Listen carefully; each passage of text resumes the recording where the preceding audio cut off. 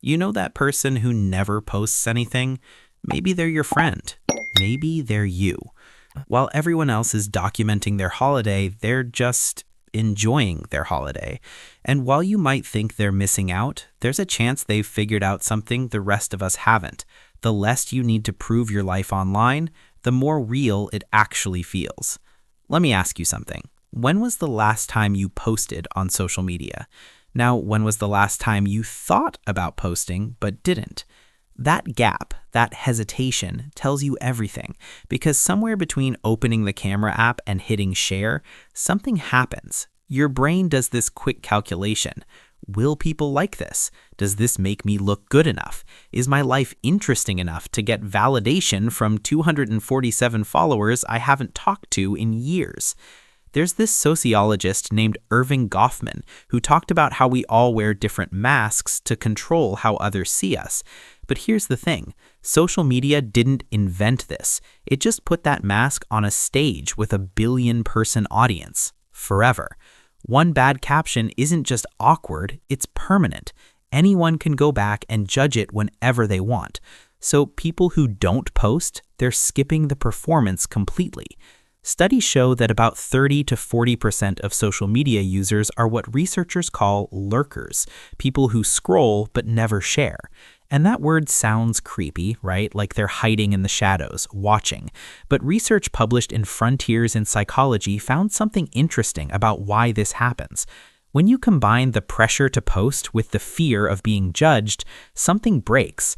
The study found that comparing yourself to others and worrying about privacy mixed with outside pressure creates exhaustion and anxiety, and those feelings make people just watch instead of post.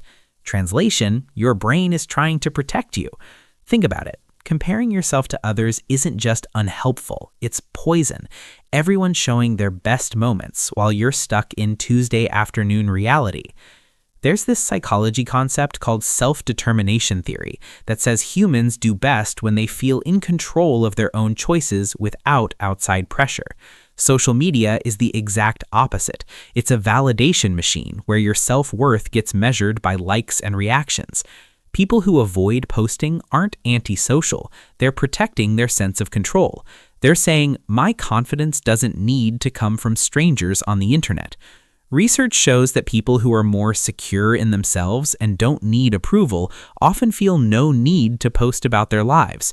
Their self-esteem isn't tied to likes or comments. They scroll because they enjoy seeing updates or staying connected, but they stay quiet because they value boundaries.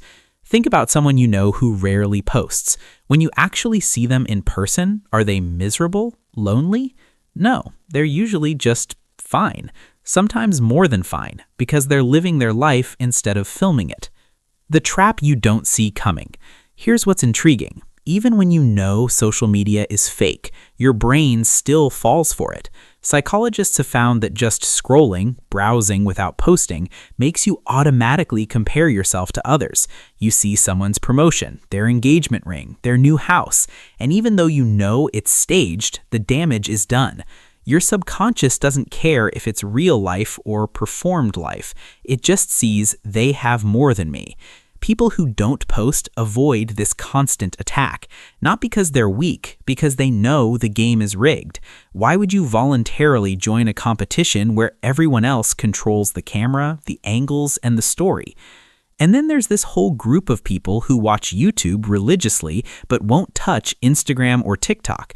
They'll binge watch a 3-hour video essay but scroll past every photo dump. Why? Because YouTube doesn't demand performance from them. It's consumption without the social pressure. No one's tracking if you liked the video.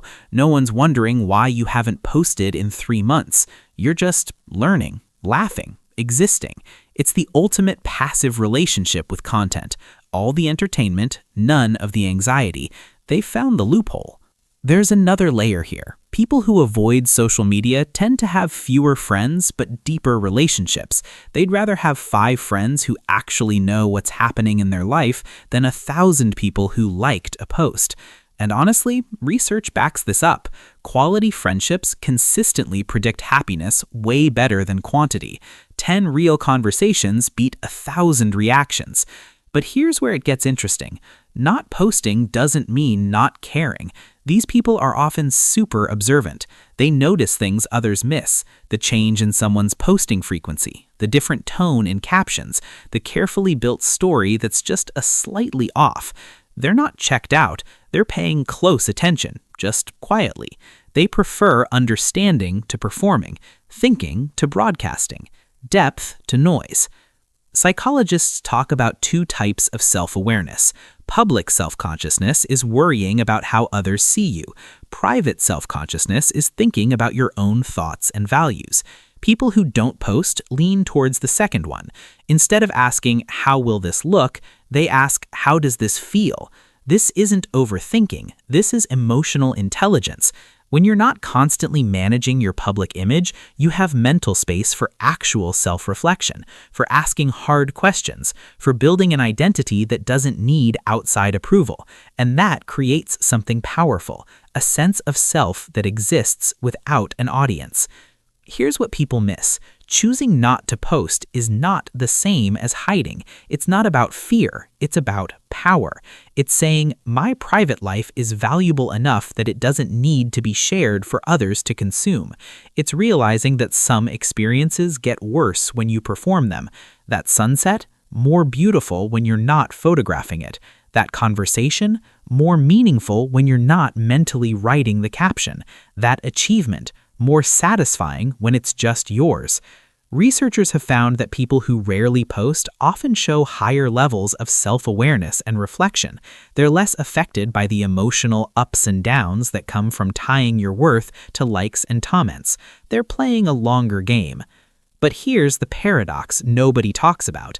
The same traits that make you avoid social media, control, self-reflection, security, are exactly what social media claims to give you: connection, community, self-expression. Social media promised to bring us together. Instead, it created a performance economy where being real is the rarest thing, where silence became weird, where not posting became stranger than posting 3 times a day. The people who opt out aren't rejecting connection, they're rejecting the terms. They're saying, I'll connect, but on my terms, in real time, without the show. So here's what I want you to think about. What if the people who don't use social media aren't missing out? What if they're the ones who figured it out first? What if choosing privacy over posts, depth over followers, and being present over performing isn't antisocial? It's the ultimate form of self-respect. Because at the end of the day, nobody on their deathbed wishes they'd posted more, but plenty of people wish they'd lived more. The quiet ones aren't hiding in the shadows. They're just living in the light, where cameras can't reach. If this hit home for you, please subscribe. And if you want to support these deep dives, hit that join button to become a channel member. I would genuinely appreciate your support.